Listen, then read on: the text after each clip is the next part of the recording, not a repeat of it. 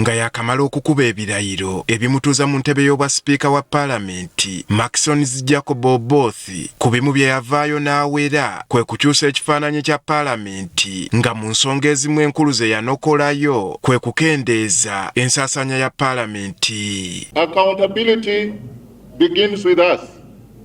In the next 5 years, we will hold the executive and other government bodies accountable. But we must start with ourselves.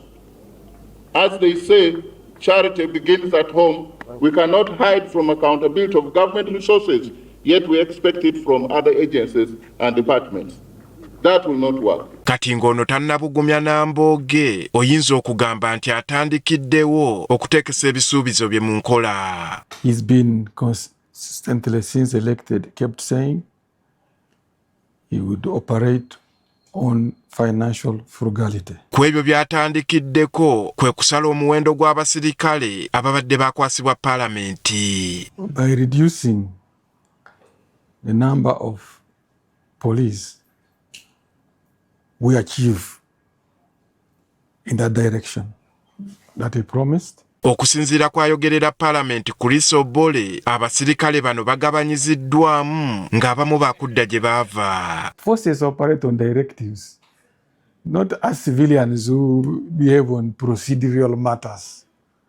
I am sure when a commander-in-chief issues directives, they always with immediate effect. Nti kino kyakoleddwa nga bamaze kwogerezeganya na kwebuuza kw'abo abavunanyizibwa ku by'okwerinda mu ggwanga ne basanga nga abaserikale bano bangi ku bo babadde tebeetaagisa. The reduction is always done in consultation with the police authorities.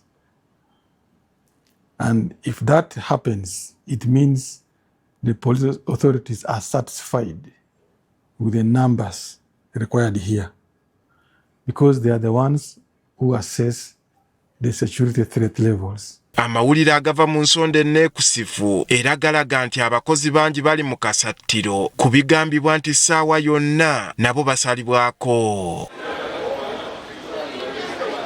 Kinajjukirwa nga abantu bangi bazze beemulugunya ku bakozi ab'enjawulo abazze nga beeyongera ku Palamenti naddala mu kisanja ekyaggwa mu ngeri etategeerekeka nga kiteeberezebwa nti abamu engeri gye baafuna emirimu gye baliko kati teyali nnambulukufu. Andrew Kaggwa, Agafeeyo, Spark TV.